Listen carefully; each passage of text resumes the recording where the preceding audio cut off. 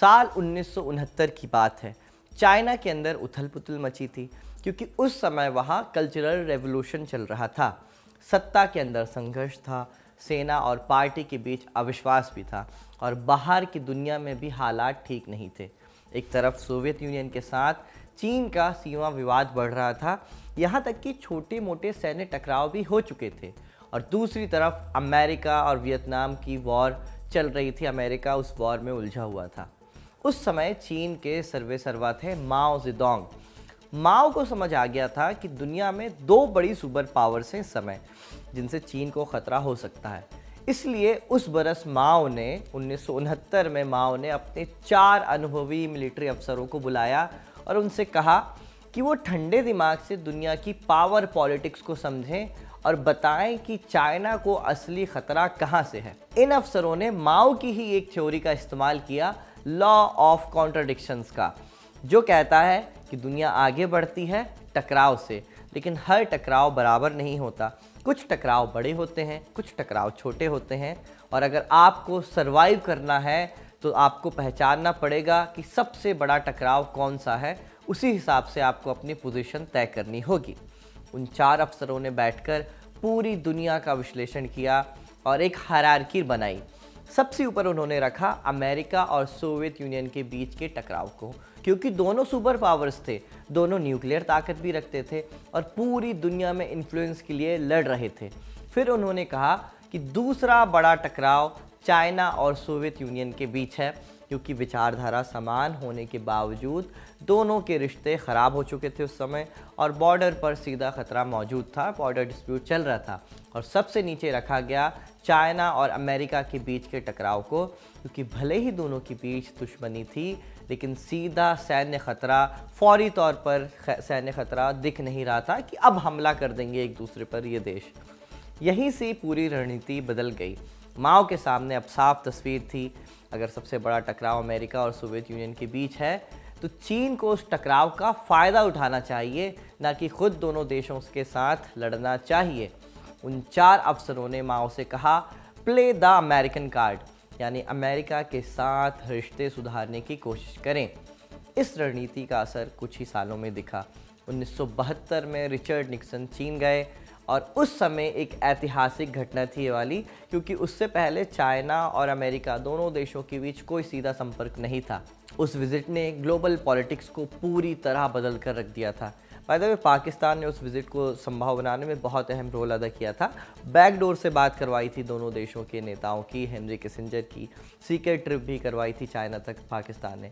उस घटना के बाद आज पाकिस्तान को कुछ बड़ा करने का मौका मिला है, इतना बड़ा कुछ करने का मौका मिला है। ईरान अमेरिका के बीच मध्यस्थता की हम बात कर रहे हैं। खैर, तो माओ को सजेशन मिला और उन्होंने अमेरिका से रिश्ते सुधारने की पहल की। अमेरिका और चीन के बीच बातचीत शुरू हुई। इससे सोवियत यूनियन को एक नई चुनौती मिल गई, लेकिन आज लगभग 60 साल बाद वही फॉर्मूला फिर सामने है। फ़र्क इतना है कि इस बार 3 बड़े खिलाड़ी हैं, अमेरिका, चाइना और यूरोप। पर इस बार सवाल ये नहीं है कि कौन किसके खिलाफ है, बल्कि सवाल ये है कि कौन किससे दूर जा रहा है। राजदूत के दर्शक अच्छी तरह जानते हैं कि जब से डोनाल्ड ट्रंप अमेरिका की सत्ता में आए हैं, राष्ट्रपति बने हैं, अमेरिका और यूरोप के रिश्ते कमज़ोर हुए हैं। किंग चार्ल्स कितनी ही मुलाकातें कर लें अमेरिकियों से, लेकिन यूरोप के अमेरिका के साथ रिश्तों के जो दाग लग चुके हैं वो छूट नहीं रहे हैं, बहुत मुश्किल है। ईरान के खिलाफ छेड़ी गई जंग ने इस दाग को और गहरा ही किया है। पहले ग्रीनलैंड के मसले पर यूरोप और अमेरिका में तनातनी हुई, फिर स्ट्रेट ऑफ हॉर्मूज के मुद्दे पर अमेरिका और यूरोप एक दूसरे से रूठ गए। नया ड्रामा जर्मनी और अमेरिका के बीच शुरू हुआ है। जर्मन चांसलर फ्रेडरिक मर्ज ने कहा है कि अमेरिका ईरान से नेगोशिएशन नहीं कर पा रहा है, ईरानी नेता ह्यूमिलिएट कर रहे हैं अमेरिका को। इस बात से ट्रंप भड़क गए, नाराज़ हो गए, और अब खबर आई है कि ट्रंप जर्मनी में जो अमेरिकी सैनिक तैनात हैं उनकी संख्या कम कर सकते हैं और उन्हें वापस बुला सकते हैं। बरसों से अमेरिका यूरोप की सुरक्षा का गारंटर रहा है। अब ट्रंप इससे निकलना चाहते हैं, अपना फोकस अमेरिकी महाद्वीप पर करना चाहते हैं। तो जब यूरोप से अमेरिका की मौजूदगी कम होगी, जैसे हो रही है अभी, तो क्या उसकी जगह चाइना लेगा? क्या चाइना अमेरिका की गलतियों का फ़ायदा उठा पाएगा और जिनपिंग ने यूरोप के लिए क्या पॉलिसी बनाई है? आज के शो में इसी पर विस्तार से बात होगी। नमस्कार, स्वीकार कीजिए साजिद का। आप खबरगांव का डेली इंटरनेशनल बुलेटिन राजदूत देख रहे हैं।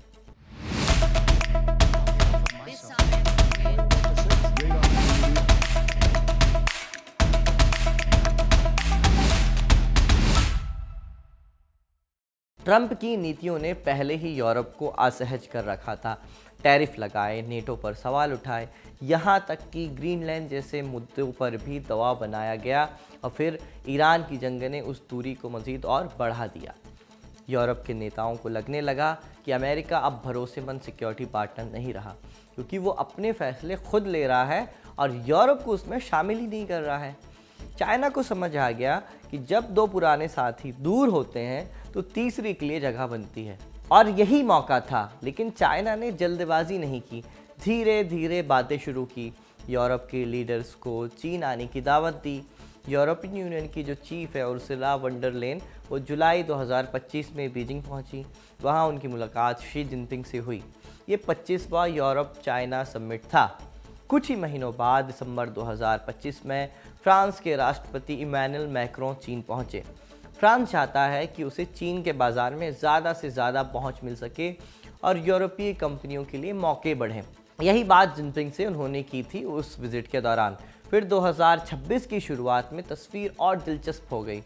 ब्रिटिश प्राइम मिनिस्टर कीर स्टारमर और फिनलैंड के प्राइम मिनिस्टर पेटेरी ओरपो चीन पहुँचे। आयरलैंड के नेता भी चीन में जिनपिंग से मिलने पहुँचे थे। वहाँ जिनपिंग से मुलाकात हुई थी। ये दौरे कई सालों बाद हो रहे थे, जिससे साफ था कि यूरोप अपनी स्ट्रेटजी बदल रहा है। इन बैठकों में क्या क्या बातें हुई? पहला मुद्दा था व्यापार का। यूरोप चाहता है कि चाइना अपने बाजार को ज़्यादा से ज़्यादा खोले ताकि संतुलन बना रहे, व्यापार का संतुलन बना रहे। दूसरा मुद्दा था रशिया यूक्रेन वॉर का। यूरोप चाहता है कि चीन रूस पर दबाव बनाए। और तीसरा मुद्दा था तकनीक और सप्लाई चेन, खासकर रेयर अर्थ मिनरल्स, इलेक्ट्रिक वाहन और सेमीकंडक्टर्स। जहां चीन की पकड़ मजबूत है, उसका व्यापार लेना देना चलता रहे दोनों देशों के बीच। मार्च 2026 में एक और अहम घटना हुई। यूरोपीय संसद के सांसदों का एक प्रतिनिधिमंडल कई सालों बाद चीन पहुंचा। इसका मतलब था कि दोनों पक्ष सीरियसली अब काम करना चाह रहे हैं। अप्रैल 2026 में स्पेन के प्राइम मिनिस्टर ने भी चीन पहुंचकर जिनपिंग से मुलाकात की। उन्होंने इशारों में अमेरिका की नीतियों पर भी सवाल उठाए थे उस दौरान, और चीन के साथ आर्थिक सहयोग बढ़ाने की भी बात की थी। एक और अहम चीज़ हुई है, नेटो और चाइना की सेना यानी पीपल्स लिबरेशन आर्मी के बीच बातचीत हुई है। ये कोई पहली बार नहीं हुआ था, लेकिन इस समय इसका एक अलग मतलब निकाला जा रहा है, क्योंकि जिस संगठन को चीन अपने विरोध के रूप में देखता है, पीपल्स लिबरेशन आर्मी की हम बात कर रहे हैं, वही अब उससे सीधी बात कर रहा था। इसका मतलब ये नहीं कि दोनों दोस्त बन गए हैं, बल्कि इसका मतलब ये है कि दुनिया इतनी अनिश्चित हो गई है कि दो विरोधी भी एक दूसरे से बात करना ज़रूरी समझ रहे हैं। और चीन के लिए ये एक मौका है। वो खुद को एक ऐसे खिलाड़ी के रूप में पेश कर रहा है जिसे नज़रअंदाज नहीं किया जा सकता। चीन की स्ट्रैटेजी का एक और हिस्सा है, वो ऑप्टिक्स है। वो खुद को एक जिम्मेदार खिलाड़ी के रूप में दिखाता है, जो दुनिया में स्थिरता चाहता है, जो टकराव से बचना चाहता है। लेकिन ज़मीन पर हालात उतने आसान नहीं हैं। यूक्रेन की जंग को लेकर यूरोप और चीन के बीच बड़ा फ़र्क है। यूरोप इसे अपने अस्तित्व का सवाल मानता है, जबकि चाइना ने रशिया से दूरी जो है वो पूरी तरह नहीं बनाई है। दोनों खुलेआम धंधे भी करते हैं। तो क्या ऐसे में यूरोप का भरोसा चीन पर आ पाएगा? दो बातें हैं। चीन भरोसा दिलाना चाहता है कि हम भरोसे के लायक हैं, हम पर भरोसा किया जा सकता है।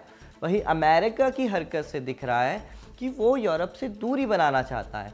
हमने शुरू में जर्मनी से सेना वापसी का जो उदाहरण दिया था, उसे थोड़ा और विस्तार से समझिए तो ये पूरी बात आपको समझ में आएगी। जर्मनी में 35 से 40 हज़ार अमेरिकी सैनिक मौजूद हैं। जर्मनी अमेरिका का यूरोप में सबसे बड़ा मिलिट्री हब है। यहाँ से कमांड चलता है, यहाँ से एयर ऑपरेशंस होते हैं, और यहीं से अमेरिका अपनी पहुँच यूरोप से बाहर मध्य पूर्व और अफ्रीका तक बनाकर रखता है। अब अगर आप नक्शे में थोड़ा पूर्व की तरफ बढ़ेंगे तो पहुँचेंगे पोलैंड, जहाँ करीब 10 से 12 हज़ार अमेरिकी सैनिक तैनात हैं। और ये तैनाती अचानक नहीं हुई है। यूक्रेन वॉर के बाद अमेरिका ने यहाँ अपनी मौजूदगी बढ़ाई है, क्योंकि पोलैंड जो है वो रशिया के करीब पड़ता है और यहाँ सैनिक रखने का सीधा मतलब है कि रशिया को एक साफ संदेश देना, एक साफ मैसेज देना कि नेटो की सीमा पर अब आप हर हरकत का आपको जवाब मिलेगा। लेकिन ये तैनाती बाइडन के दौर में बढ़ाई गई थी 2020 के बाद। खैर, अब चलते हैं दक्षिण की तरफ, इटली। यहाँ करीब 12,000 अमेरिकी सैनिक हैं और इनका काम सिर्फ यूरोप तक सीमित नहीं है। इटली के बेस से अमेरिका जो है वो नॉर्थ अफ्रीका और मिडिल ईस्ट में अपने ऑपरेशंस आसानी से चला सकता है। इसके बाद बारी आती है यूनाइटेड किंगडम की, जहां लगभग 8 से 10,000 अमेरिकी सैनिक तैनात हैं। यहाँ अमेरिका के कई एडवांस फाइटर जेट्स भी हैं और मिलिट्री अड्डे भी हैं। अब अगर आप पश्चिम की ओर देखते हैं तो स्पेन में 3 से 4,000 सैनिक मौजूद हैं अमेरिका के। यहाँ नेवी का बड़ा बेस है, जहाँ से समुद्री रास्तों और मिसाइल डिफेंस को कंट्रोल किया जाता है। इसके बाद आते हैं रोमानिया और बुल्गारिया। यहाँ पे भी दोनों देशों को मिलाकर 4 से 5,000 अमेरिकी सैनिक हैं। ये दोनों देश ब्लैक सी के पास हैं और यहाँ तैनाती का सीधा मतलब है रूस की नौसेना की गतिविधियों पर नज़र रखना। अगर इन सब को जोड़ दिया जाए तो पूरे यूरोप में लगभग 80,000 से 1 लाख के बीच अमेरिकी सैनिक मौजूद हैं। अब सवाल ये है कि आखिर क्यों ये तैनाती की गई है। 3 बिंदुओं में आपको इसका जवाब देते हैं। पहला कारण है नेटो की सुरक्षा। अगर किसी सदस्य देश पर हमला होता है तो अमेरिका तुरंत प्रतिक्रिया दे सके, इसीलिए ये तैनाती की गई है। दूसरा कारण है रशिया को संतुलित रखना, खासकर यूक्रेन युद्ध के बाद ये और ज़रूरी हो गया है। और तीसरा कारण है ग्लोबल ऑपरेशन, क्योंकि यूरोप से अमेरिका जो है वो मिडिल ईस्ट या अफ्रीका और एशिया में अपने मिशन तेज़ी से चला सकता है। ईरान के ख़िलाफ़ जंग में भी ब्रिटेन और दूसरे देशों में मौजूद मिलिट्री बेसिस का इस्तेमाल किया गया है। पर जो ट्रंप हैं वो जर्मनी से सैनिकों की संख्या घटाने के बारे में सोच रहे हैं। यहाँ बात सिर्फ जर्मनी की नहीं है। आज जर्मनी ने ट्रंप की आलोचना की है, इसलिए वहाँ से सैनिकों की वापसी की बात हो रही है। कल को कोई और देश उनके खिलाफ बोलेगा तो क्या अमेरिका उस देश से भी दुश्मनी ले लेगा।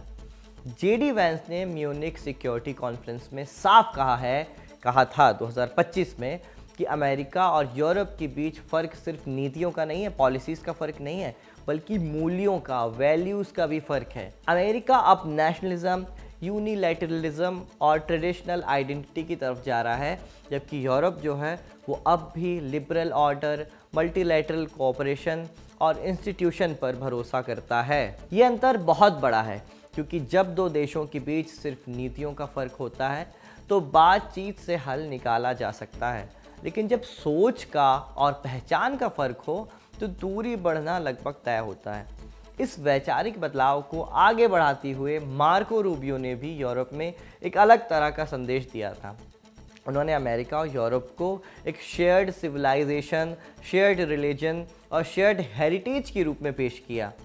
सुनने में ये एकता की बात लगती है कि सब एक साथ मिलकर काम करेंगे, यूरोप अमेरिका एक है, इस तरह की बात लगती है, लेकिन ऐसा बिल्कुल नहीं है। विदेश मंत्री को ये समझना चाहिए कि यूरोप एक देश नहीं है, वो अलग अलग संस्कृतियों और विचारों से बना है।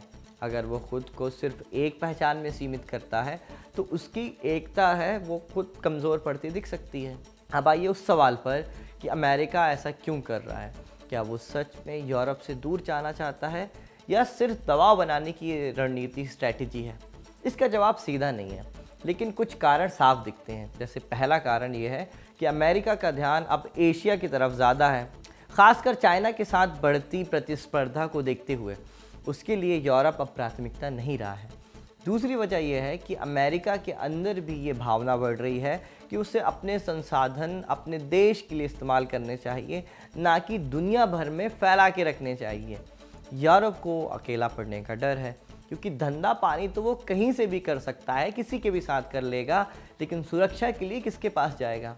क्योंकि चाइना के साथ उसने डिफेंस वाला मामला बनाने की कोशिश की थी एक बार, इसके पहले इसकी कोशिशें हुई थी, लेकिन वो पूरी तरह मामला बन नहीं पाया। बीच में ये भी बात चली थी कि यूक्रेन में चीनी सैनिकों की तैनाती की जाएगी, लेकिन वो ड्राफ्ट आज भी वैसा का ही वैसा पड़ा है, काम नहीं हुआ है उस पर। एक समस्या यूरोप की तरफ से भी है।